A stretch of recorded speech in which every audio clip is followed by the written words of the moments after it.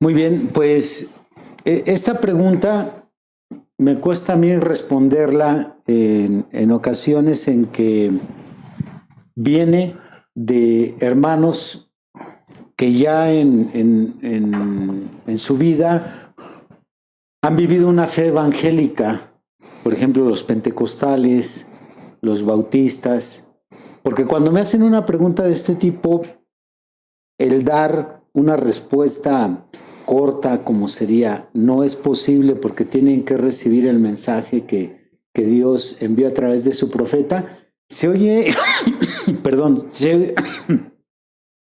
se oye un tanto exclusivista, como si nosotros tuviéramos ese honor o ese privilegio que Dios no le dio a otras iglesias. Pero no hay otra respuesta, esa es la respuesta. Sin embargo, hay que pavimentar el camino de que este mensaje, que es lo que va a hacer posible que exista una iglesia que sea etiquetada como la esposa del Cordero, este mensaje no fue enviado para los que ahora son iglesias del mensaje. En realidad, este mensaje llegó primeramente al movimiento pentecostal. ¿Por qué al movimiento pentecostal? Bueno, por varias razones, pero la que podemos trazar doctrinalmente es porque el movimiento pentecostal que nace en 1906, en aquella experiencia que es conocida en la historia de la iglesia cristiana como el nacimiento de los dones en la calle Azusa en California, ese es el movimiento que le precede a la doctrina que predicó William Branham. Si no hubiera existido un cuarto mensaje de restauración, o si no hubiera existido un mensajero, un séptimo mensajero, la iglesia pentecostal hubiera sido la iglesia que se iría en el rapto.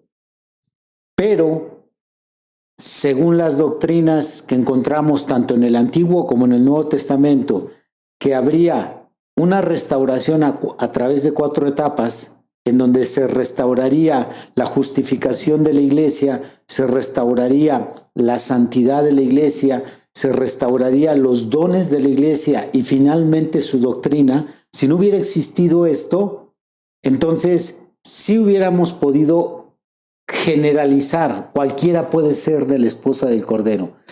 Pero ante la pregunta de nuestro hermano, que es, ¿alguien que no tenga esta doctrina puede ser esposa? No puede. ¿Por qué razón? No porque digamos los que tenemos la doctrina de William Branham o los que la hemos aceptado somos los únicos porque Dios nos escogió a nosotros. No es ese tipo de respuesta. Tenemos la dicha de que Dios nos haya abierto los ojos, nos haya dado la revelación para reconocer este mensaje. Pero la razón por la cual los pentecostales, junto con todos los movimientos carismáticos, Asambleas de Dios, la Cuadrangular, todas las iglesias que se puedan denominar, no es que las estemos viendo como más abajo o de forma despectiva, no, es que ellos están abajito de nosotros, no es eso. Simplemente es que es el mensaje y no tanto la iglesia. El mensaje lo que hace la diferencia para poder decir este grupo se va en el rapto. Es más, si todavía reducimos más las posibilidades de todas las iglesias que han recibido este mensaje, todavía dentro de todas esas iglesias hay un grupito pequeño que es el que se va. Exacto. Ni siquiera podemos decir que la iglesia Esfuerzo y Valor se va en el rapto. Exacto. Que más quisiera yo como pastor. Pero de mi iglesia probablemente salgan 1, 2, 3, 5, 7. Hay que usar la fe y vivir esa fe para creer que somos parte de ese grupo. Pero que nuestro hermano lo entienda, la razón por la cual nadie se puede ir es porque ese mensaje que hace posible que seamos parte de la esposa se le entregó a William Branham, así como en su momento el mensaje que iba a preparar a los cristianos de la edad del oscurantismo se le entregó a Lutero. En la edad de la puerta abierta, el mensaje se le entregó a John Wesley. Fíjate bien, Jonathan Edwards, que es superior a este John Wesley hablando intelectualmente, y por mucho, no por poco, es contemporáneo, pero no se le entregó a él, se le entregó a John Wesley. Entonces, estas cosas son cosas que están en la historia de la iglesia cristiana, fueron anticipadas en la Biblia, y lo que nos toca a nosotros simplemente es reconocer.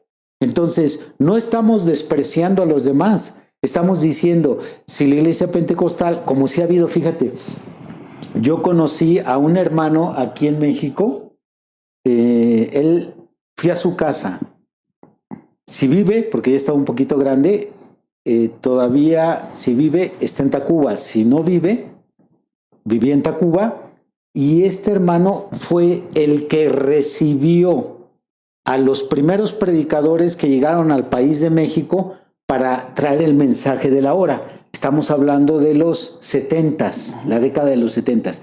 Y él me dice que a él le tocó ver iglesias completas pentecostales junto con su pastor aceptar este mensaje.